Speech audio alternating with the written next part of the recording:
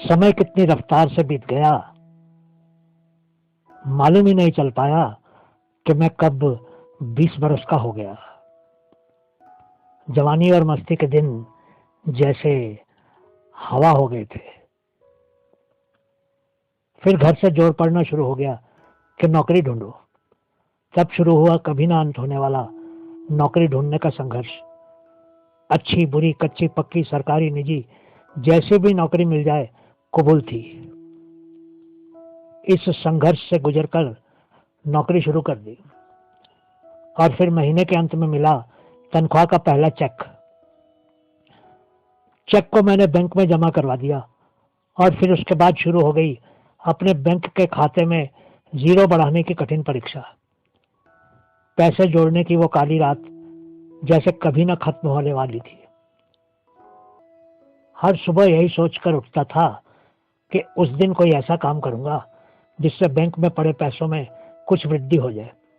बस इसी चक्कर में यारो जीवन के 27 बरस भी पूरे हो गए और उस बरस भी एक केक काट दिया और जन्मदिन मना लिया। फिर शादी की शहनाई बज गई और अच्छी नौकरी करती चंद्रमा से सुंदर पत्नी ने हमारे घर के अंदर प्रवेश किया। अब बैंक के खाते में जीरो और जल्दी जल्दी बढ़ने शुरू हो गए थे, क्योंकि अब दोनों पति पत्नी ही कमाते थे और मैं इधर उधर के काम करके भी कमा लेता था। 4-5 साल बहुत खुशी खुशी गुजर गए। उन वर्षों में ऐसा लग रहा था जैसे मैं किसी परिलोक में ही जी रहा था। फिर हमारे आंगन में एक बच्चे की किलकारी गूंज उठी। मुझे लगा जैसे सातों जहां की खुशियां मेरी झोली में आ गई थी। सब कुछ बस छोटे से बेटे के छोटे से पालने पर ही केंद्रित हो गया। मेरा खाना पीना घूमना फिरना दोस्तों के साथ समय बिताना बहुत हद तक समाप्त ही हो गया था। गाड़ी और घर की ऋण की किस्तें, स्कूल की फीस, पार्टियों के खर्चे और बैंक के खाते में जीरो बढ़ाने वाला कभी ना अंत होने वाला सिलसिला था। काम के चक्कर में जवानी अपने लाल रंग को भूलकर पीली पड़ने लगी थी। मैं कोल्हू का बैलपना सुबह घर से निकलता था और रात अंधेरे में किसी लाश की तरह ही घर वापस आता था। मालूम ही नहीं चला कि इसी भाग दौड़ में जीवन कब 37 बरस की उम्र पार कर गया। 37 बरस इतिहास बन गए थे। घर में हर सुख सुविधा मौजूद थी, लेकिन फिर भी सुबह चिंताओं की गठरी सर पर उठाकर निकलता था और रात को सोचों के बादलों से घिरा बिस्तर पर पसर जाता था, पर सुख की नींद नहीं आती थी। कई बार बिना किसी बात के पत्नी के साथ बहस हो जाती थी और फिर झगड़े में बदल जाती थी और फिर बोलचाल बंद हो जाती थी। ऐसे में मुझे बहुत खालीपन महसूस होता था। वो बात बात पर चिढ़ जाती थी और मैं गृहस्थी की गाड़ी को चलाने की खातिर चुप रहने की आदत डालने लगा। विवाह की 10वीं सालगिरह की ट्रेन आई और गुजर गई। बेटा भी अब सयाना हो गया था, पर वो भी कुछ कुछ अपने आप में ही रहता था। लेकिन एक तसल्ली थी कि बैंक के खाते में जीरो अपनी रफ्तार से ही बढ़ रहे थे। एक दिन मैं पुराने दिनों को याद कर रहा था कि तभी मेरी पत्नी मेरे सामने से गुजरी। मैंने झपट कर उसका हाथ पकड़ लिया और कहा, आओ कुछ दिन मेरे पास भी बैठ जाओ, दो बातें ही कर लेते हैं, दुख सुख जान लेते हैं। अच्छा चलो आज कहीं बाहर घूमने चलते हैं। इस माहौल में कहीं दूर एकांत में कुदरत का मजा लेते हैं। आगे से गुस्से से बोली, स्कूल के पेपर फिर कौन चेक करेगा, सारा किचन ठीक करना है और आपको रोमांच सूझ रहा है। उसने गुस्से से अपना हाथ छुड़ाया और चल दी। मेरा छोटा सा सपना टूट गया। फिर एक दिन जीवन के 45 साल भी पूरे हो गए।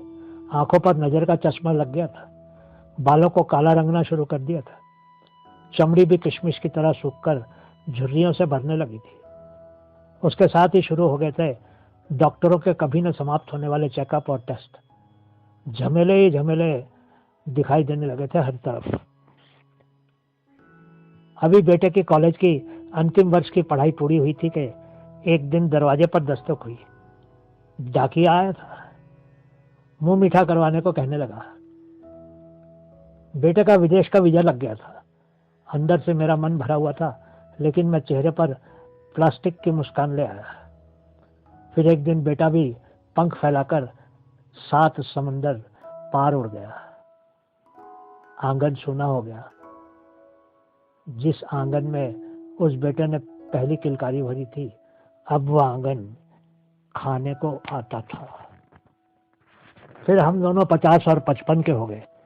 बैंक में कितने पैसे जमा हो गए थे, ये जिज्ञासा भी समाप्त हो गई थी। डॉक्टरों ने खाने पीने और चलने फिरने की मनाही कर दी थी। गली में खुलने वाली खिड़की के पास बैठे हम दोनों बस दिन भर बाहर खेलते बच्चों में अपना खोया हुआ खिलौना खोजते रहते थे।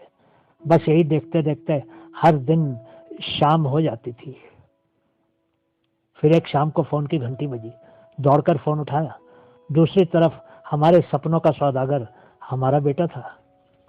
अभी मैं उसका हालचाल ही पूछ रहा था कि उसने बात बीच में ही काट कर कहा, डैडी मैंने शादी कर ली है। गोरी है पर स्वभाव की बहुत अच्छी है। अब मैं बाकी का जीवन यही अमेरिका में ही बिताऊंगा। आप बैंक के जीरो किसी अनाथ आश्रम को दान कर देना, क्योंकि मुझे अब उन पैसों की जरूरत नहीं है। अगर आपको कोई समस्या है तो आप भी उसी अनाथ आश्रम या किसी वृद्ध आश्रम में रहने चले जाइएगा। वापिस आने के लिए मुझे मजबूर मत कीजिएगा। मेरे बेटे ने इतनी बड़ी बात कितनी आसानी से कह दी थी। फोन मेरे हाथ से छूट गया। मुझे लगा जैसे किसी अपने ने भरे बाजार मुझे लुटकर नंगा करके फेंक दिया था। मैंने अपनी पत्नी को आवाज लगाई। वो पूजा कर रही थी, लेकिन तुरंत ही सब छोड़कर आ गई।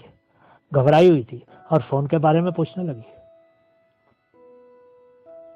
मैंने उसका हाथ पकड़कर कहा, कहीं बाहर घूमने चलते हैं, इस जगह से बहुत दूर। कहते कहते मुझे लगने लगा जैसे मेरा शरीर ठंडा हो रहा था। मेरे माथे से पसीना छूटने लगा। वो आंखों में आंसू लिए कहने लगी, तो चलिए ना, अब उठिए तो सही, बोलते क्यों नहीं। उसने मुझे जोर से हिलाया, पर मैं तो कब का उसकी झोली में अपना सर रखकर शांत हो चुका था, हमेशा के लिए। दोस्तों, वर्तमान ही जिंदगी है। मेरी तरह भविष्य के लिए सिर्फ बैंक के जीरो मत बढ़ाइएगा। जो कुछ है बस वर्तमान है, बाकी तो दीवार पर टंगे कैलेंडर की उन तारीखों की तरह है जिनमें से कुछ बीत गई है और कुछ आने वाली है। जग वाला मेला यारो थोड़ी देर दा, हस दिया रात लगी पता नहीं सवेर दा। जग वाला मेला यारो थोड़ी देर दा, हस दिया रात लंगी पता नहीं सवेर दा। दुनिया का मेला यारो थोड़ी देर का, हंसते रात बीती पता नहीं सवेर का। दुनिया का मेला यारो थोड़ी देर का, हंसते रात बीती पता नहीं सवेर का। बहुत बहुत शुक्रिया।